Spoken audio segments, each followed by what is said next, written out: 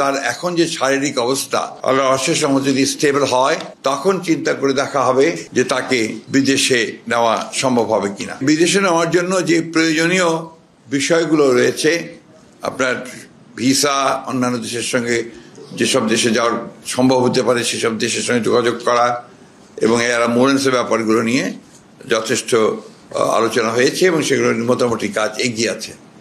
সবাই জানেন যে আমাদের বাংলাদেশের অবিসংবাদিত নেত্রী, গণতন্ত্রের মাতা দেশনেত্রী বেগম খালেদা জিয়া, তিনি বেশ কয়েকদিন ধরে অসুস্থ অবস্থায় এবার কেয়ার হাসপাতালে আছেন এবং তার শারীরিক অবস্থা কিছুটা সংকটাপন্ন।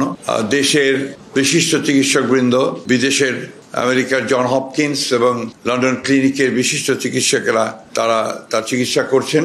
গতকাল রাতে তারা একটা মেডিকেল বোর্ডে সভা করেছেন প্রায় 2 ঘন্টা 2.5 ঘন্টা ধরে, এবং সেখানে তার চিকিৎসার ব্যাপারে সমস্ত চিকিৎসকদের মতামত নিয়ে তারা কথা বলেছেন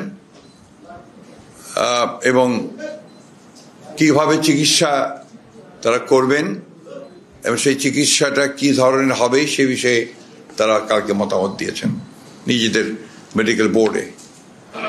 তাকে বিদেশে নেওয়া প্রয়োজন এই কথা তারা বলছেন যে হয়তো প্রয়োজন হতে পারে, কিন্তু তার এখন যে শারীরিক অবস্থা, টানা তৃতীয়বার অর্জন করেছে দেশের সেরা সুপার ব্র্যান্ড স্বীকৃতি বসুন্ধরা টিস্যু, সে অবস্থায় তাকে বিদেশে নেওয়ার মতো কোনো শারীরিক অবস্থা নেই।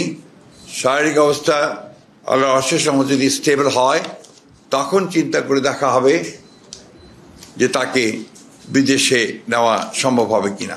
তবে বিদেশে নেওয়ার জন্য যে প্রয়োজনীয় বিষয়গুলো রয়েছে, আপনার ভিসা, অন্যান্য দেশের সঙ্গে যেসব দেশে যাওয়ার সম্ভব হতে পারে সেসব দেশের সঙ্গে যোগাযোগ করা এবং এরা মোরেন্সের ব্যাপারগুলো নিয়ে যথেষ্ট আলোচনা হয়েছে এবং সেগুলো মোটামুটি কাজ এগিয়ে আছে। অর্থাৎ যদি আপনার প্রয়োজন হয় এবং যদি দেখা যায় যে she is ready to fly, তখন তাকে নিয়ে যাওয়ার ব্যাপারে খুব দ্রুত সিদ্ধান্ত নেওয়া সম্ভব হবে।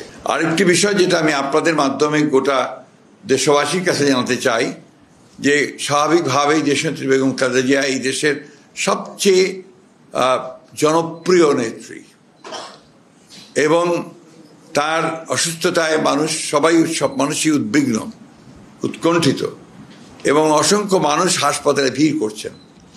এতে করে হাসপাতালের কর্তৃপক্ষ এবং চিকিৎসকরা অত্যন্ত বিব্রত বোধ করছেন।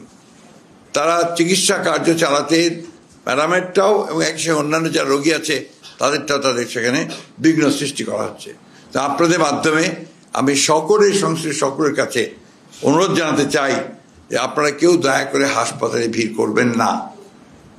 অনুগ্রহ করে বিএনপি নেতা কর্মী, তার শুভাকাঙ্ক্ষী বা দেশের মানুষ, তারা দয়া করে হাসপাতালে ভিড় করবেন না।